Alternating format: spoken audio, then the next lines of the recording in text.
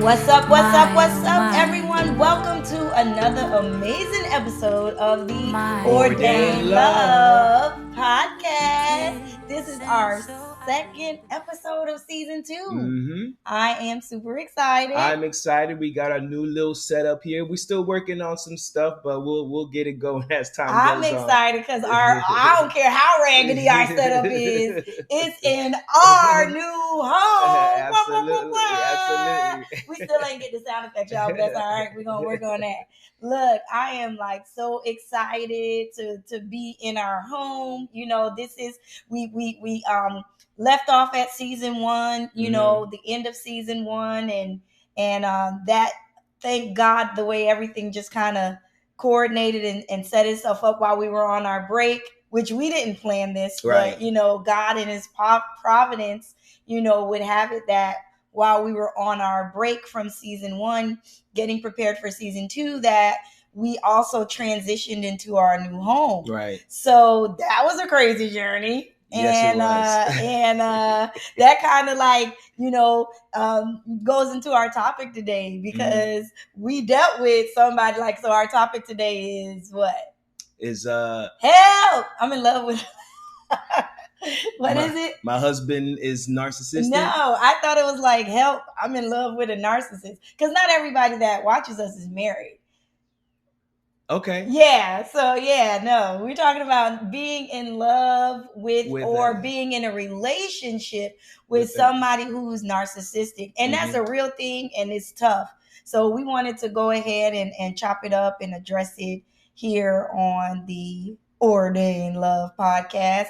But, you know, speaking of narcissists, before we get into that, speaking of narcissists, we actually dealt with one throughout our home buying process, you know. So you want to share the story, or should I? Go ahead. You started off. Well, it all started on a sunny day in South Florida. No, we ended up stepping into the home buying process, and in the middle of not even in the middle, really what was supposed to be the end of our our buying process.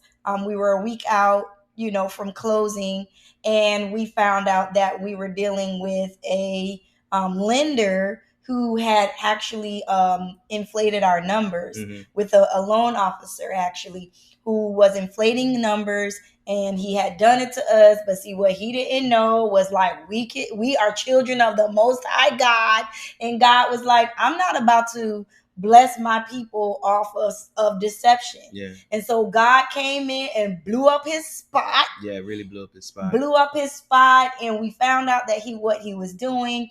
And then it turned into this whole long 2-month drawn out process of the mortgage lender trying to correct his mistakes and not get sued. And basically make sure that we were able to close the deal on this property. So that was crazy.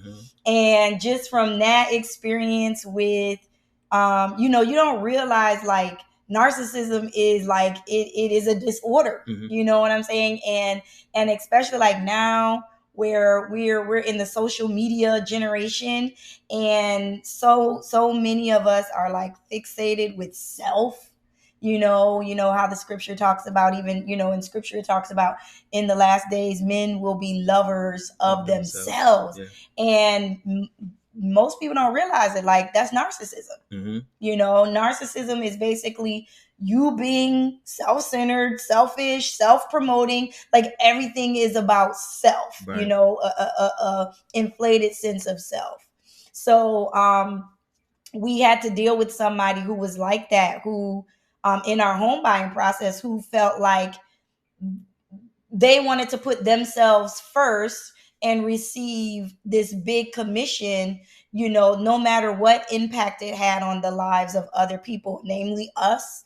You know, our son, we would have been homeless if God didn't, you know what I'm saying, intervene and be God. Like, God, if God didn't come in and guide the situation, we would have been in trouble. And not only us, but the sellers of the home as well, because we found out that he was inflating the numbers after everybody had transitioned. It was like a week away from closing. So the sellers had moved out into their new property, Mhm. and then we had moved out, in with my parents Right. to kind of wait out that week gap that we had Right. between the time we needed to Right. move out and the time we closed. And So, for the sellers, if it didn't get resolved, they would have to be responsible for their new place and the old mortgage place. on this place. And yeah. we are kind of sitting in limbo. No, we was homeless, Yeah. okay? We was homeless, okay? So if anybody out there feeling some kind of way because the Belchers got a new house, you got to be homeless first. So if you if you want the house, you also got to want the homelessness in Jesus' name.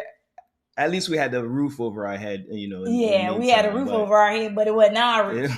So it made, right. It feels good when you got a roof over your head that's your roof. Right. Even if you're renting it or, you're purchasing, it doesn't matter as long as it's yours. Right, right. And so, that was definitely intense. And we're here now. Praise His high name. We're here now. It's beautiful. We are kind of getting things together. The paint job that you see in the back here. We did it. She was the primer. I was the painter.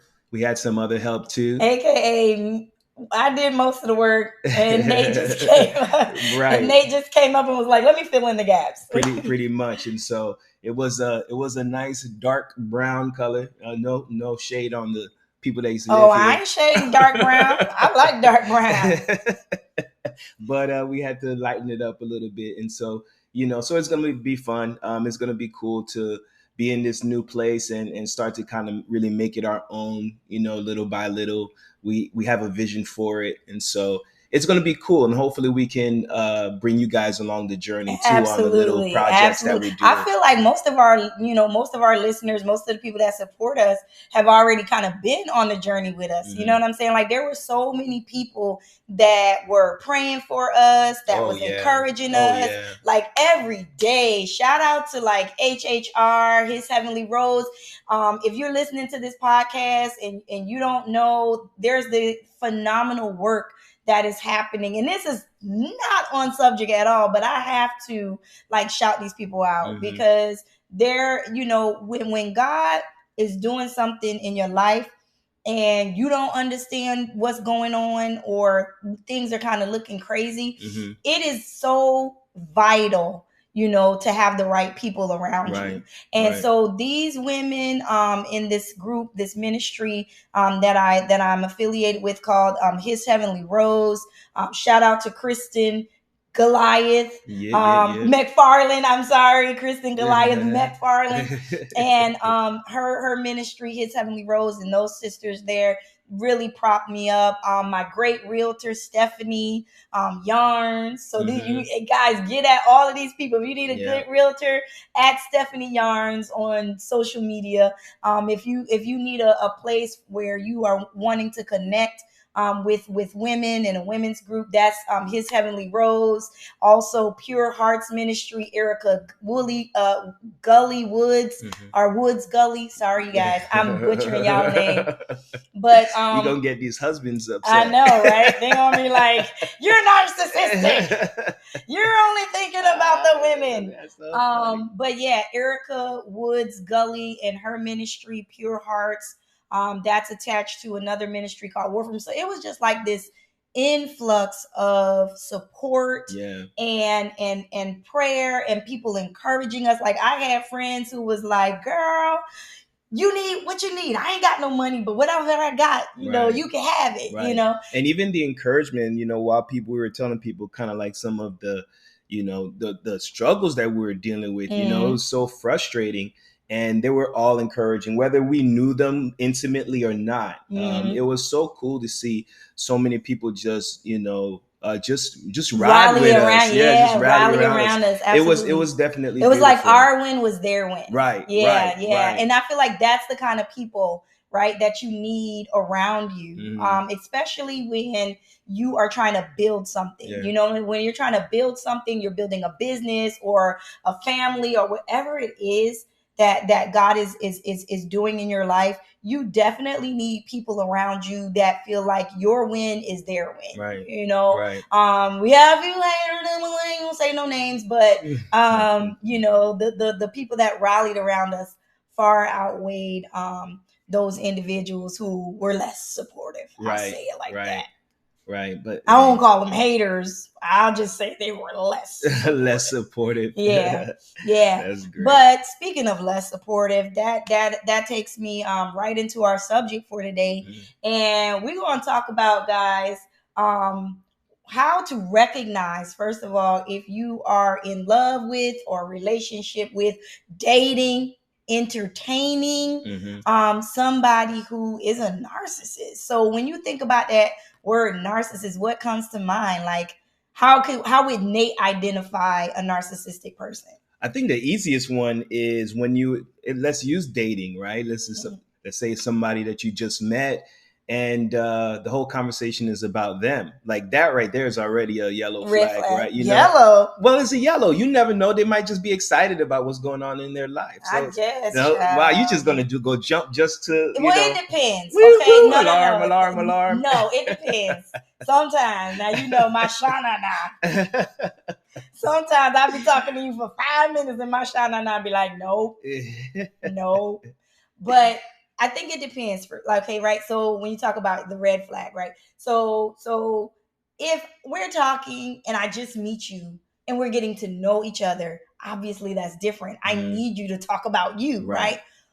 Bro, but if we on date 5, or if me and sister girl been hanging out now for like a couple of months, and as all sister girl want to do is talk about her relationship, her problems, her cat, her dog, her one-eyed auntie, like, I'm good. Right. Something's wrong. Right. Or inviting you to what she got going on, her events. Don't never want to come to my stuff though. Yep, that's I'm so glad we got an audience now on camera now that I can I can do all my funny facials. Yeah, so yeah, I can see those situations. And a guy, it's easy when don't want to, give the guys, there's a code, a bro code, you're not supposed to, divulge some things. Why are you making that face? Because ain't no doggone bro code on the Ordained Love Podcast. That's why we here, to spill the beans. How else we supposed to know? Though Steve Harvey broke the guy code. He did. Steve Harvey messed it up for all the dudes. No, Steve Harvey ain't messed it up. Steve Harvey made it fair. That's what Steve Harvey did. Steve Harvey broke the bro code for everybody and just destroyed it. Not only did Steve Harvey got himself a nice check. That's what he did. And a couple of ways. He did it in a book, which, he knew women was going to read, but then he exposed it when he got that movie out. Well, maybe, I don't know if he got it out. No, that wasn't his movie. And I'm sure Marjorie was like, hey, Steve. Well, the one way you'll tell a guy is definitely if he's very like you said, self-promoting earlier. Everything is about them, what they're going to do, what their vision is. And for the woman, you're just there as an ornament. You're just there as like that piece. Like you're not really needed in the equation. But you just, you're just an accessory, an add-on. I wear a purse or whatever, in the male sense, a watch or whatever the case is. So, I mean, it could be hard because, the guy wants to be able to be established. He wants to be able to have his own stuff, his own business, his own whatever. But if that's like your focus and your grind, and then you're now trying to have an interest in someone else, then the what you got to start thinking is, how can you now be a part of my life where now we can work together, right? But if there's no together, it's like, this is my stuff, you're just part of that stuff, then you're probably okay. So let me jump right there. Okay, let me jump right there, because in the context of, I hate to say it like this. In the context, I'm not going to say in the context of ordained love, because I want to make the clear separation. In the context of westernized Christianity as we learn it in a lot of our churches. You're trying to go there. AKA church culture, right? Okay. Because that's a great point. A great point, because what most women here, and this is not just about men and women and marriage relationship. You can be dealing with somebody who's narcissistic and they just be your best friend, girlfriend, guy friend. Your mom could be narcissistic. Your dad can be narcissistic. But I'm saying, just like, for example, in this particular context, that's important because especially in church culture, I'll say it like that. In church culture, a lot of times what you will hear is, oh, the man is supposed to come with the vision and the woman just helps him to fulfill that vision. And so are we priming men to cultivate a narcissistic mindset when we teach doctrine or when we teach principles such as, well, the man is the one with the vision and the woman just comes alongside him? Because now, not that I've never, you ain't crazy, you know what I'm saying? I'm a little. No, well, no, because I like having crazy contests, okay? But I never had that. I never had a situation where you came in saying, well, this is my vision and you just called to help me fulfill it. But I've heard teachers and preachers and men of God, say those kinds of things. A man is called to lead, obviously we know that man is the leader and da da da da.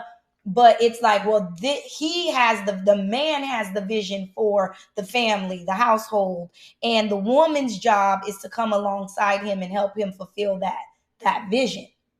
And to me, when taken out of context, or when that is not explored and broken down and really explained, it's easy for even men who are believers, even men who are Christians, to cultivate a narcissistic mindset.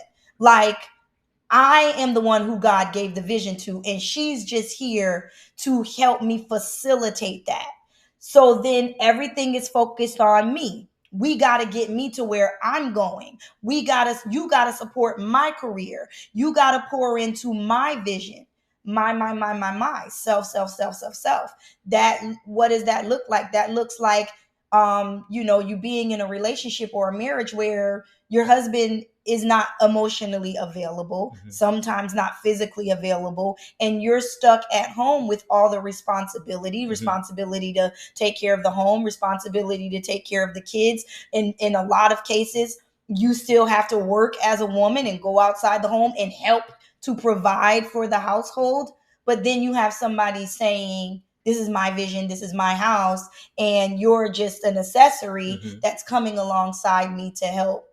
You know what I'm saying? To help me facilitate the life that I want or the life that I see for myself.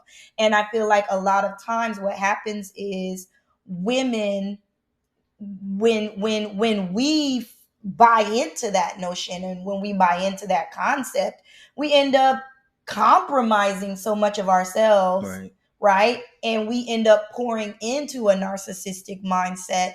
And you know what I'm saying? Only to a lot of women find that they lose themselves in their marriages. And so do you think that principle or that idea of the man having the vision, or the man being the only one that can have a vision for what the family, the marriage and the family, do you think that cultivates a narcissistic mindset? The way that you said, the way that culturally we explain it, absolutely. But I do believe that men do have that vision, the head. You have the responsibility of where the family goes. No matter what happens to the family, what happens to the marriage, if it doesn't work out, it's on the dude. Like, and I stand by that. You could have the most, a loose wife in the world. You know what I'm saying? Define loose. You can use your imagination, take it where you want to go with it. Help my imagination. But I do believe that at the end of the day, it really is up to the man to ensure the longevity of the relationship. And if he And if he's not there, if he's not able to, the responsibility is on him. Not sole responsibility, but just like Adam and Eve. So you want a vision, you got to take the responsibility. You got to take the responsibility. You want the head spot, you got to take the responsibility. Absolutely. That comes along with but I think that's why a man should be very cautious about what he deems vision. Fellas, how are you defining vision? So if vision is my career and I need you to make sure that I'm good and all that stuff, then it, as far as I understand it, that's not the vision that God gave. That's your vocation. That's your purpose. That's something that you want to be able to accomplish. And that's why there's that situation where the woman may feel like she loses herself because she got a vision too. She got a purpose too. She got something that God called her to do too. Right. So you got your stuff. She got her stuff. So if my stuff now becomes the vision for the family, you just come alongside to be my helpmate, then now, of course, you're going to lose yourself because now you got to sit your stuff on the side so you can help me grow what I got going on. Right. But a vision, a true vision, if it's coming from God, it's got to be where God is taking us, And so the vision can't be just about me person. And where I'm going and you helping me. The vision is, what did God ordain for us to do? What role do I play as a visionary? And what role do you play also a facilitator and a visionary as well? Because there are, look, a man who finds a good wife finds favor in the Lord. Well, it just said a wife. God ain't even say she got to be good. She don't even got to be a good wife. She's got to be a wife. Oh, we need to I guess that's good. No, don't try to rewrite scripture. They said at least nobody thought to put a good in there. They said she got to be a good. At least good wife. He that finds a good wife. God, hold up, slow down, Tito. I just said she got to be a wife. Now you can cultivate her and determine whether she's good to you or not. But I think that's perfect that you said that, because when you think about husband, right, that's what the role of a husband, right? The husbandman is to cultivate. So it's kind of going off a segue just for a little bit. I think it's kind of strange that we do live in a culture, and it's sad, where a lot of marriages that we see, or just relationships, it's the woman really boosting the guy up, Okay, I don't want to cut you off, but I just want to kind of jump in, because how do we define that line, right? What I mean by boosting the guy up is a little bit more than what we've been talking about. It's like she is the forerunner, she's the driving force, and he's like, how do I get through the day? So she's the one really with the vision at that point, whereas he's kind of like lagging behind, and she is the one that usually awakens, the man in him, the visionary in him, a lot of the times, where the husband really should be the one to enlighten and envision, hey, this is where we're going. If you're a true visionary, this is where we're going. And that's something that's definitely lacking. So if you do have a vision for where we're going as a family, then it's easy for a wife then to have that role where she's like, all right, let's go. I'm gonna ride with you wherever you go. Well, I want to define that line, right? So in any relationship, whether it's a marriage relationship or friendship or whatever, family, what is that defining line? What is that defining line of, I am a person who is in your life to support you, or I am asking you for your support. I am asking you to help me figure my life out, or just be a supportive role and supportive person in my life. Where is that line between healthy relationship and a person being narcissistic? So I want to jump into that, because I feel like people need to know what to look for, what narcissistic behavior looks like.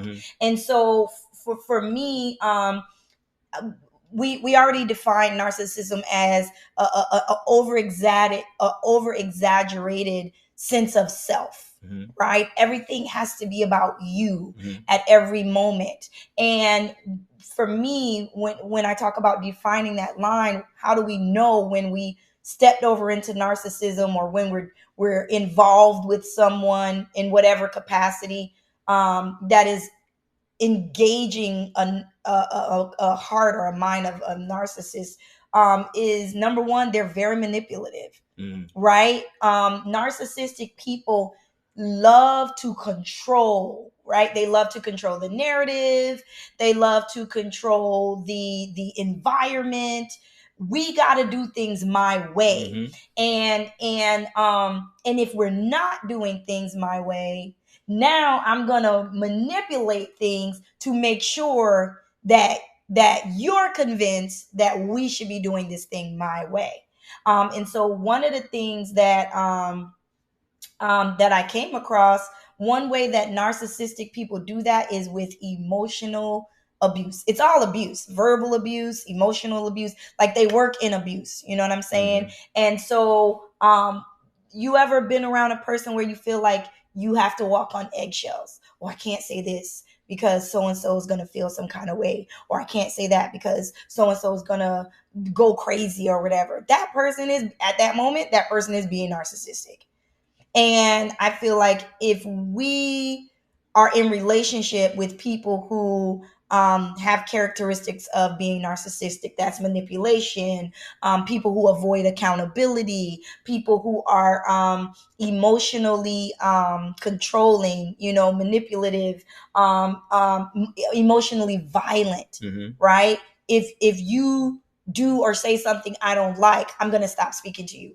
If you have somebody in your life that's doing that to you, I don't care who they are, husband, wife, best friend, church mother, like, you know what I'm saying? If you cannot be yourself with them, have a conversation with them without, if they don't like what you're saying, you getting the silent treatment, or I'm not going to be talking to you, or I'm going to make you feel guilty. You know what I'm saying? Or they play that victim role. This is, they're clearly abusing you. Right. They're clearly, exhibiting toxic behavior. Right. And then when you call them on it, instead of accepting accountability, because narcissistic people do not take accountability. Right. Right. It's always, I'm the victim. And it's hard for them to hear because, like you said, it's all about them. So their goal is to give information, but it's hard for them to receive information, which makes them they're not empathetic people. They're not empathetic people. Which right. That's the one that gets me the most because, personality wise, I do see myself in people say I'm an empath, right? So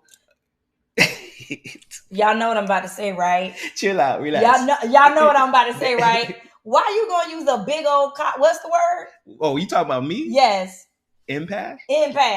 Why you gonna use a big old college word like empath? Everybody using it now. Who knows okay, when I want y'all to comment, right? When y'all see this episode, I want y'all to comment. If you use empath in your daily vocabulary, I want you to drop me a comment. I promise you, nowadays most people know what empath is. What the heck is empath, Nate? For all of us, because everybody, for all of us non-Palm Beach all the Atlantic, spiritual awakening university and everything, graduates. All the spiritual awakening people, all of that. So empath is like, everybody's spiritual now. So being empath, discerning, right? Just say discerning. Why you just can't say discerning? Because it's more of a personality trait. Like, I'm somebody that really feels my personality is someone that feels other people's pain.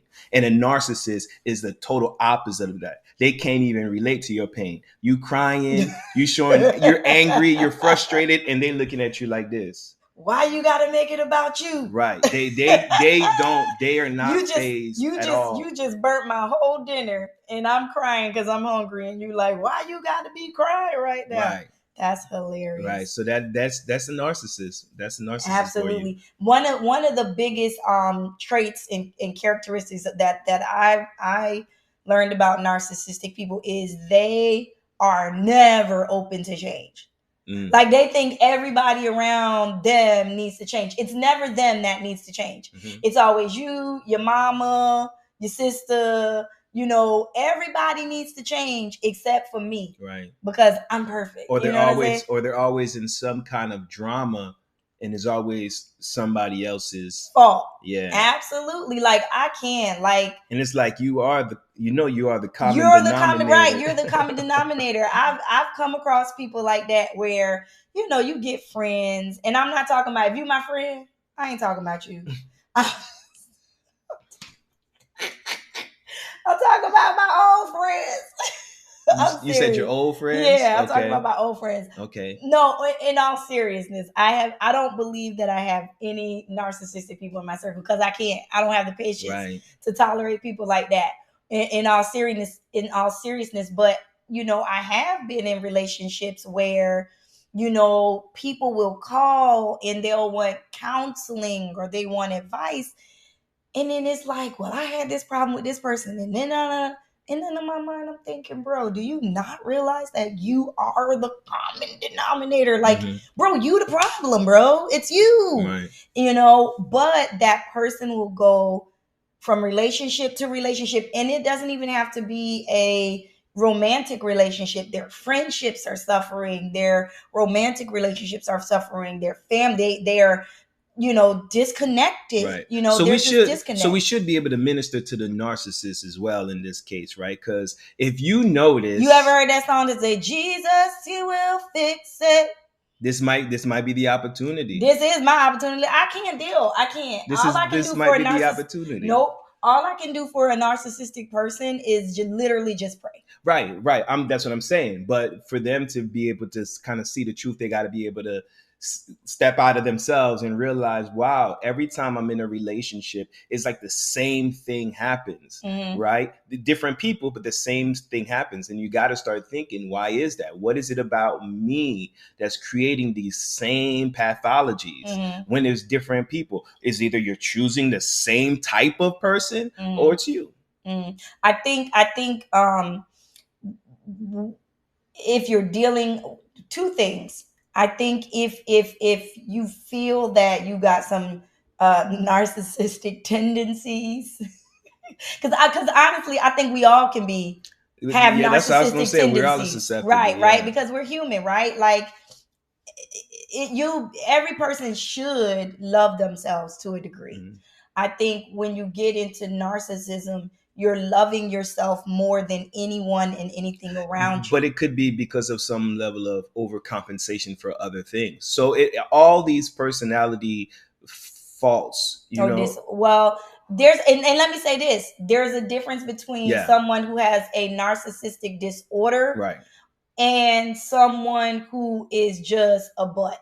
You know what I'm saying? Like it is. There's a difference between somebody who really needs help because maybe they've suffered like some kind of childhood trauma or whatever the case. We don't know. People get to where they are in life for myriad reasons. That was going to be my point. A lot of the times that's where it stems from. So if somebody is broken for whatever the reason, that could be, an issue that brings them there. And so that person needs to be whole just like anybody else. And because all of us, either have been broken or can be broken for whatever reason, we are susceptible to the same, whether it is a trait, or like you said, or even you just a bad behavior. You've learned this bad behavior, and because nobody has checked you on it, you feel like it's working for you.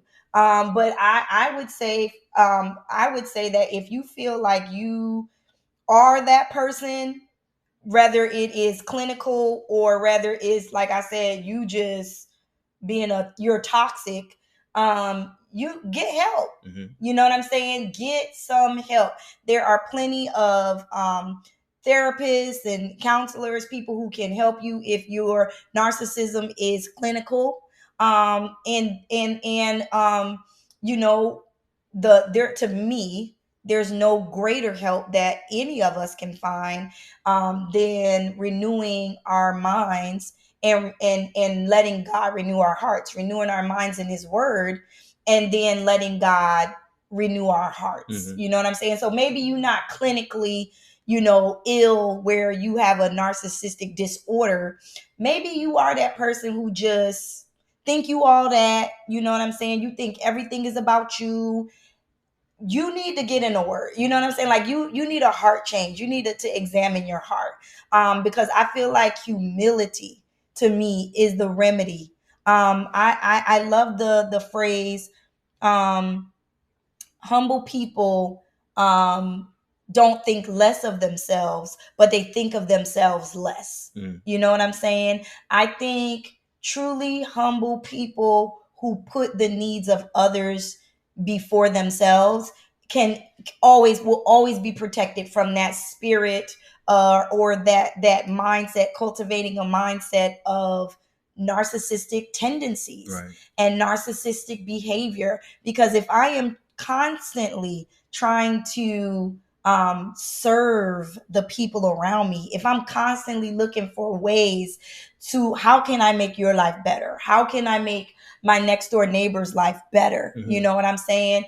Then that protects my heart, you know what I'm saying, from being self-absorbed. Right. Like I said, if you got a clinical issue, go get help. Sis, go get help. What would you say are ways, if we have found ourselves in relationship with somebody who's narcissistic and we love that person, how would you tell somebody to navigate that space? You could love them and still be like, bye. Well, what if I'm already married to them? What if my husband is narcissistic? What if my husband got some maybe he ain't clinical. Hopefully you found out he was clinical before you married him.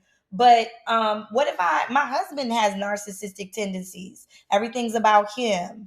Maybe I've married somebody, or I'm dating somebody and I'm already in love with them, and they've got that mindset of, I'm the man and you're supposed to come help me fulfill my vision, and they pervert that, and then it turns into everything being about them, the way they want things done.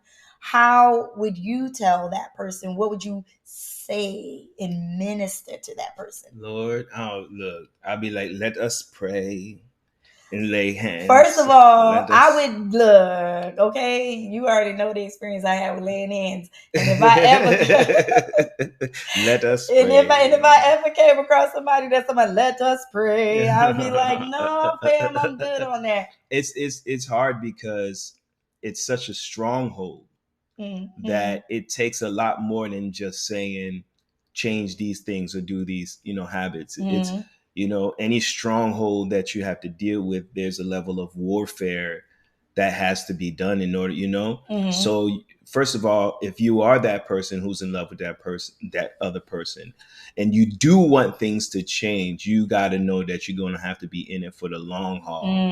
Are you willing to endure months, years, decades to be able to, live life with this person, right? There's going to be some battles you win, some battles you lose. There's going to be, so it's going to be up to you. How much am I willing to endure this? And you have to make that decision now, because it's going to be a long haul. It's going to be a long haul to pull back all of those things that person is going through. You got to be a selfless person too, which is hard. So what I hear you saying, I don't want to mean to cut you off, but what I hear you saying is, if you find yourself in a love relationship, no matter what context that relationship is, with somebody who's narcissistic, the way to be in relationship with them, if you choose to remain there, is to literally be the opposite. You gotta be the one. It's gotta be God's love. Yeah, it's gotta be the total opposite. They gotta see it. You gotta be a selfless person. To love a narcissistic person. And not only a selfless person, but you gotta be, because it could be gut wrenching at times. So not only selfless, but you gotta be forgiving.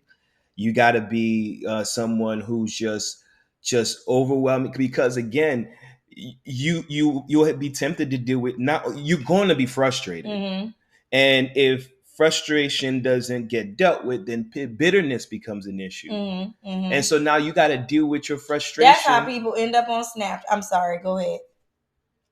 It's true. It's true. That's how people end up on Snap. I'm just saying. That's dealing with true. narcissistic people. That's true. And letting frustration turn into bitterness. That's true. And I learned this from my therapist. Shout out to Pastor Katina. Y'all need to go see my girl if you got issues. Contact information on the. We'll put it in the link. On the description. We will drop the link in the description. She taught me that when bitterness isn't dealt with, so frustration turns to bitterness. Bitterness turns into frustration. Frustration turns to bitterness. And when bitterness is not dealt with, bitterness turns into rage. And I'm joking when I'm like, that's how people end up on Snap. But for real, that's how people end up on Snap. Yep. Where they don't deal with the frustration or the bitterness, and then before you know it, bro, you shot. So you constantly need to, because you can't be on a battlefield. Because I said it's a stronghold. You're gonna be in warfare many times. You can't be in a battlefield 24/7. You will lose your mind. So that person, I would also encourage, you need an outlet. You need somebody to love you, somebody to pour into you. Define outlet, because that sounded to me like cheating. But go ahead.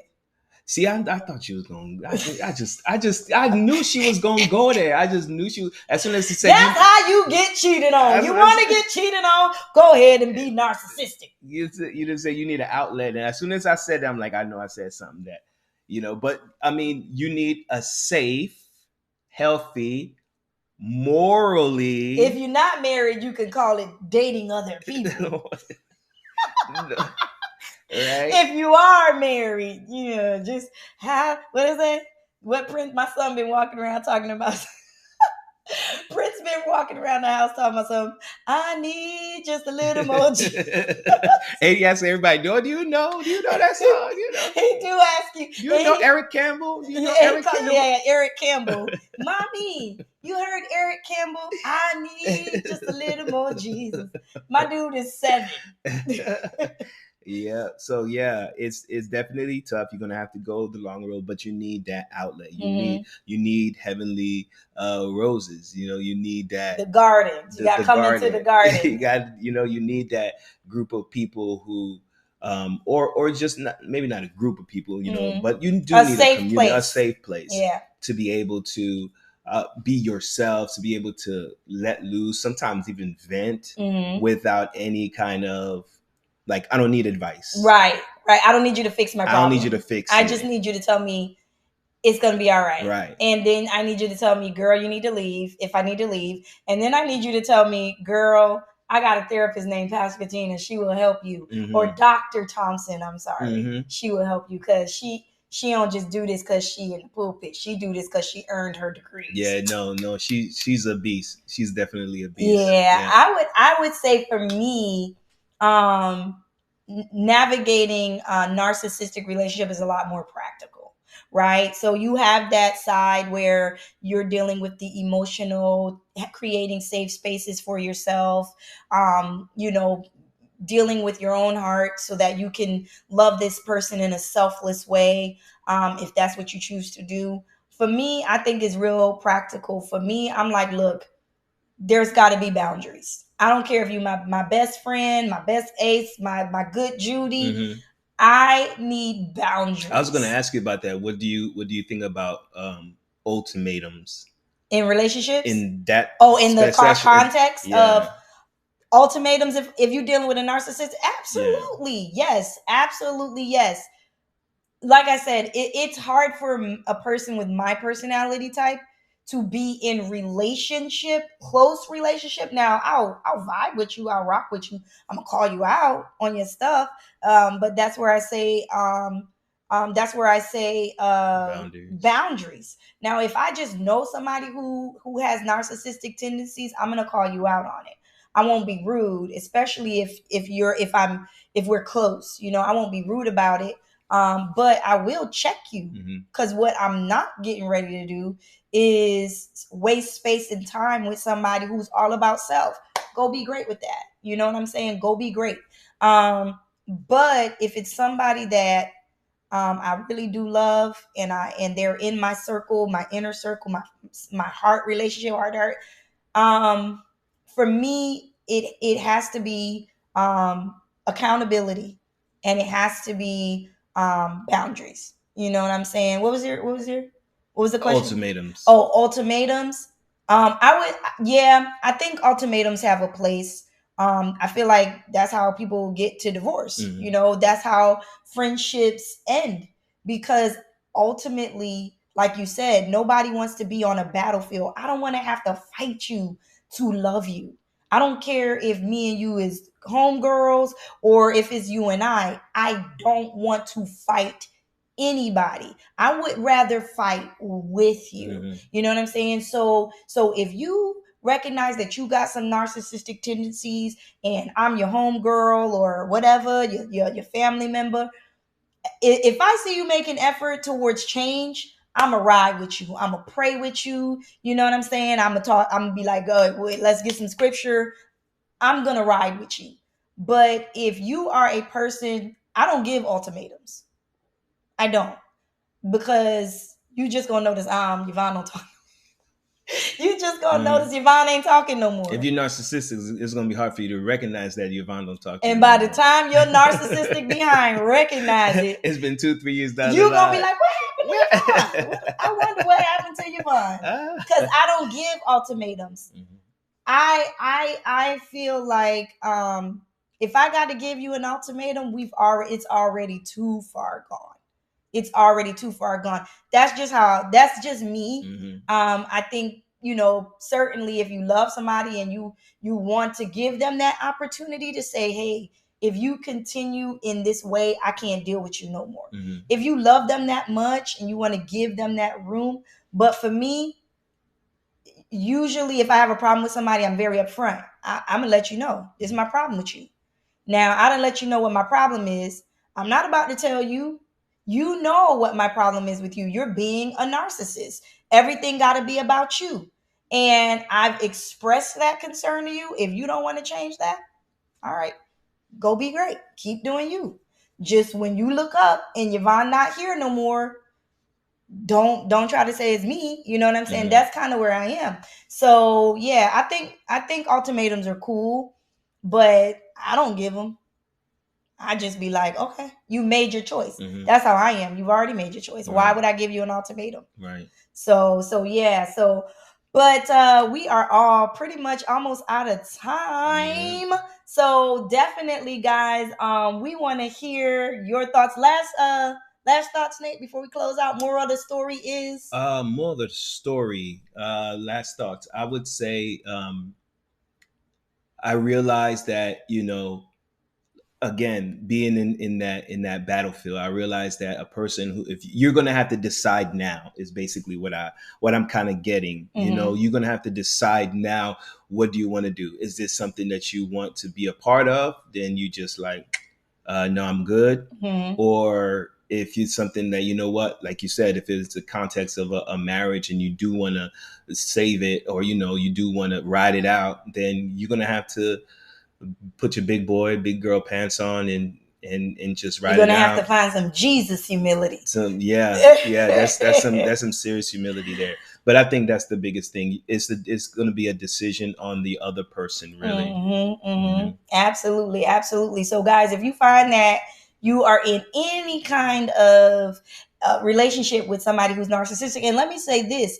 When you're talking about ordained love, right? That context of love where I'm going to love you the way God designed for me to love you. Mm-hmm. And if you're confused about what God's design for love is, I encourage you to read 1 Corinthians chapter 13. I call it the love chapter. It starts off telling you exactly what love is. Love is patient. Love is kind. It's not puffed up. It doesn't demand its own way. So a person who really, really loves you with the love of God, they will not entertain narcissism. They will not love you or try to do their best to love you in a way that cultivates narcissistic behavior. And that's like you said, you got to do the opposite if you're that other person, right? So love really is the antidote for that. So you got to feed that within yourself. Mm-hmm. And be able to pour it out consistently. and ride it out. Yeah, I don't. And me and Nate, this is where we diverge. Two roads. What is it? Two roads divided. How so? Diverge. Isn't it a poem like that? I don't know. I think I learned a poem like that. Y'all hit me up. It's the road less traveled. Is it like, okay, anyway.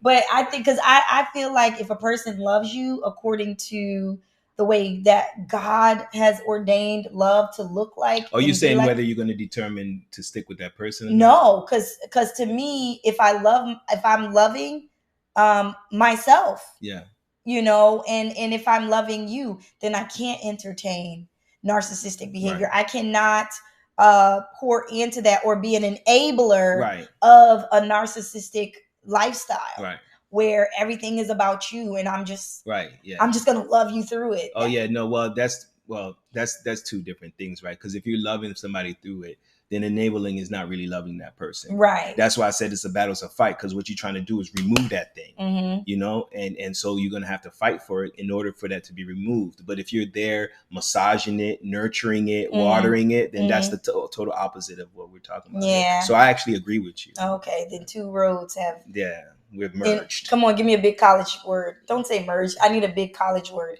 What's another word for merged? Intercept. I couldn't think of one. All right, guys, that's all we have time for today in our second closing. That's all we have time for today on the Ordained Love Podcast. We appreciate y'all for rocking with us as always. Check us out on our brand new YouTube channel. Like and subscribe, share it with a friend. And if you guys have content that you are interested in hearing, if you got subjects that y'all want to see us tackle and chop it up on, drop those in the comments. Remember, you can catch this podcast on Spotify, Apple Podcasts, and now on YouTube TV. As we gain more outlets, we will definitely keep you guys up to date on what we are doing. Follow us on Facebook on the Ordained Love page, IG on Ordained Love, and TikTok. We got a little TikTok. We do got a little TikTok. We'll be TikToking. I don't think people do that no more. But yes, follow us on TikTok, and then we'll catch you guys on the next episode of the Ordained Love Podcast.